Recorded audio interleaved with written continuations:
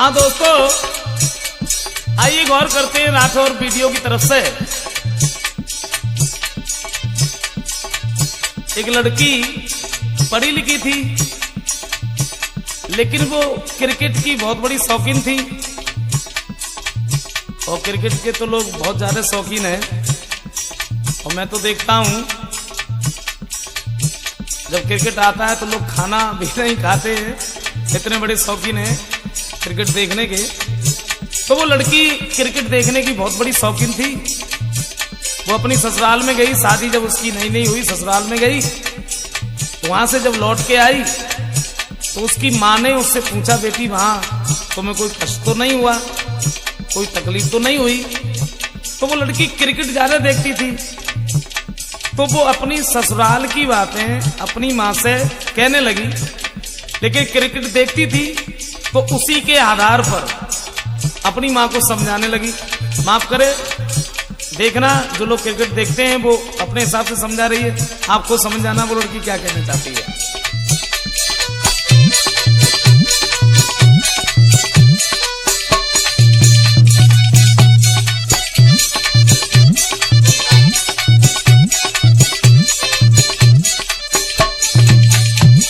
वो बोली, मैया जब तक ससुराल में गए हैं तब से तुम्हें क्या बताएं?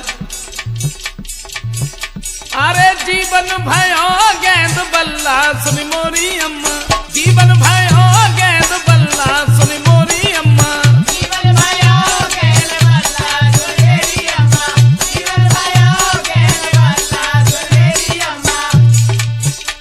बोली, ससुर हमारे घर के एम्पायर,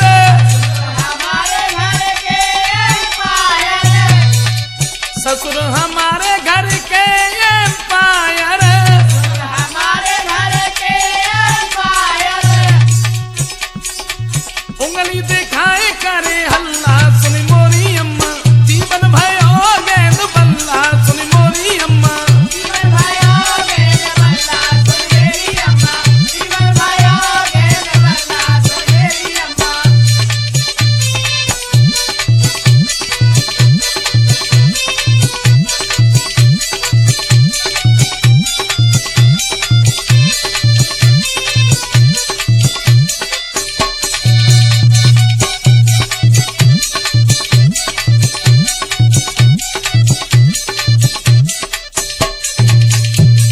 और बोली, सुख और चैन भयो रनया उठ, जवाब दो मैया। सुख जो हमारे साथ मेरे पीछे पीछे दौड़ रहा था, लेकिन शादी होने के बाद सुख और चैन भयो रनया उठ,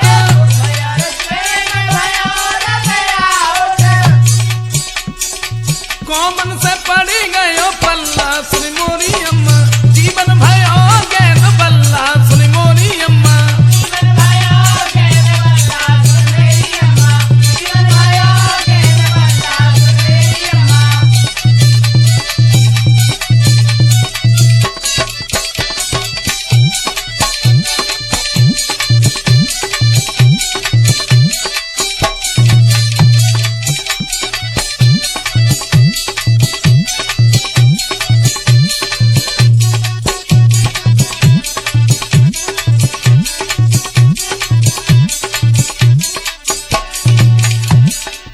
और बोली, हम तुम्हें क्या बताएं? बात बात में मार लगावे, बात में मार लगावे, भैया अब दे,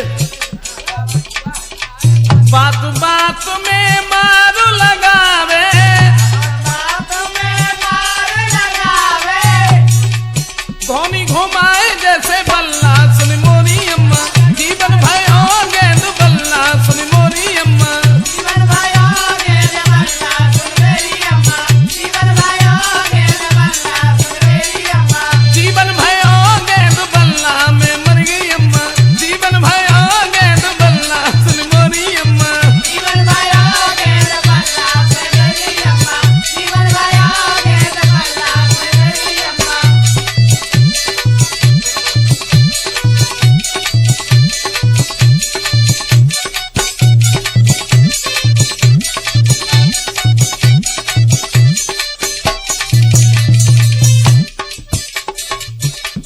मतलब हम दोनों में अगर लड़ाई होए तो फिर ननंद की तो कुछ कहो ही मत।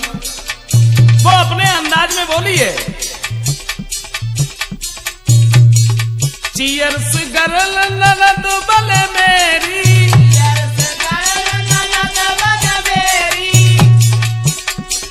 चीयर्स गर्ल ननद बल मेरी,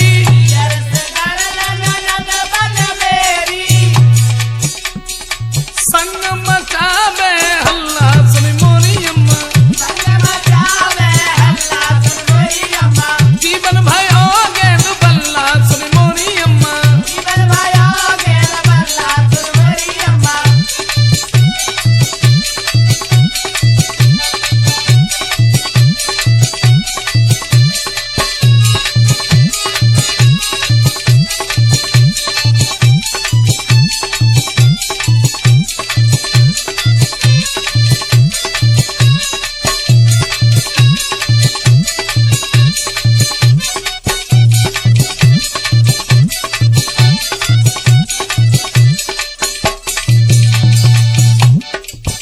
अब मतलब हम दोनों में अगर लड़ाई होते हैं, बाकी बाद में छत चढ़ सास करे कमेंट्री,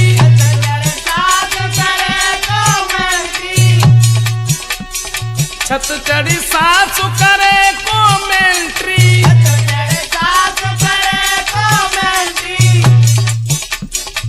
हो करत मोहल्ला सुन मोरी अम्मा, जीवन भयो गेंद बल्ला सुन मोरी अम्मा।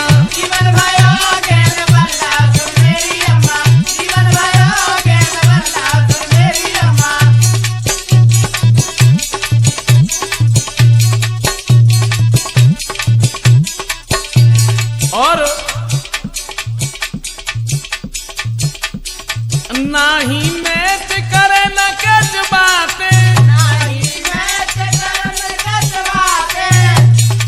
नाही मैच करे न कच बातें,